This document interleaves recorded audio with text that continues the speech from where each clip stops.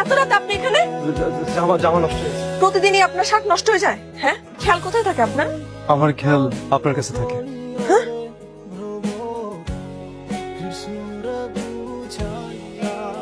ভালো লাগে আপনারে, আমাকে আপন করে নেবেন? আয় চলো, কাপড়টা নিয়ে ভিতরে যা, আর ইস্ত্রি করা কাপড়টা নিয়ে আয়।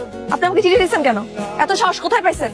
রাস্তায় আমার পিছু নেন? কি মনে করছেন একা মেয়ে, দোকান চালায়, কেউ নাই সাহায্য করার মতো, অসহায়, যেমন চাই তা করবেন? সস্তা মনে করছেন আমাকে? আপনি ভুল বুঝছেন আমারে। ভুল বা সঠিক আমি কিছু বুঝতে চাই না। কাস্টমার আছেন, কাস্টমারের মতো থাকে, অন্য কিছু হওয়ার চেষ্টা করবেন না। আয় চলো, কাপড় নিয়ে আয়। এত দেরি লাগে নাকি? তো থাপড়া মারবো ধরা। নেন যান। বাবা, রাতের ওষুধ খাইছো? ওষুধ খেয়ে আমি আর ভালো মনে হয় মা, আর মাথা ঘোরা। তুমি সবসময় আমাকে নিয়ে এত চিন্তা কেন করো? এমনিই তুমি অসুস্থ, এত চিন্তা করতে করতে আরো অসুস্থ হয়ে যাবা বাবা। কাকার শরীরটা এখন কেমন? আছে মোটামুটি। কালকে রাতে শরীরটা আবার একটু খারাপ হয়েছিল। খারাপ না ভাই, উপায় আছে। যেই পরিমাণ টেনশন তার মাথায়, একে তো অসুস্থ মানুষ, তার উপরে এক গাদা ঋণের বোঝা, এত ভালো আকার মাঝখান দিয়ে যায়। আব্বা টাকার জন্য চাপ দিতেছে, বারবার কইতেছে এতগুলো টাকা হয়েছে আটকাতি, কি করতেছিস না করতেছিস, টাকাগুলো উঠায় আনো। তখন আমি ভাতিজা হয়ে কয়বার কাকার কাছে টাকা চাইতে যাইতে পারি? এমনি অসুস্থ মানুষ, টেনশনে টেনশনে কখন কি হয়ে যায়, তখন তো তুমি পড়বো আবার বিপদে। রমজান ভাই, তোমার বাবাকে কিছু বলার দরকার নাই, আমি দেখতেছি, আমি টাকা শোধ করে দিব। কি সব কাল্পনিক কথা বলতে?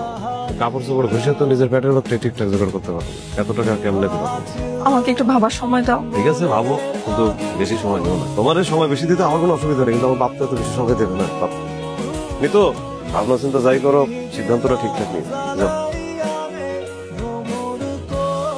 আমি আমার আব্বাকে অনেক ভালোবাসি।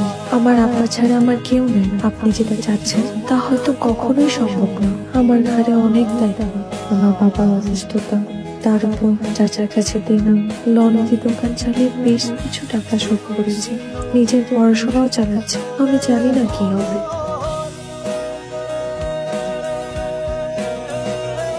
মিতু, আপনি আপনি এখানে কেন আসছেন?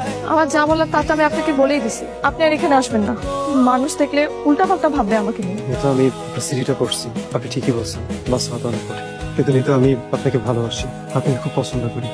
আমি অনেক উল্টোপাল্টা করছি, আব্বা আমার কথা শুনি নাই, চাকরি বাকরি করি নাই, বন্ধু বান্ধব ঘুরে বেড়াইছি, কিন্তু পরিবর্তন হতেছে, আপনার জন্যই হতেছে। মিতু আমি শহরে যেতেছি আজকে, চাকরি খুঁজে, চাকরি পাইলে আমি ফিরবো। তখন আমি আপনাদের বাড়িতে বিয়ে প্রস্তাব নিয়ে যেতে চাই। আপনি যেগুলো লিখেছেন আমি সবই দেখতে চাই। আপনার আব্বাকে, আপনার ছোট ভাইকে, আপনার সবকিছু দায়িত্ব নিতে চাই। কিন্তু আমি আপনাকে অনেক পছন্দ করি। আপনি কি আমার জন্য অপেক্ষা করবেন?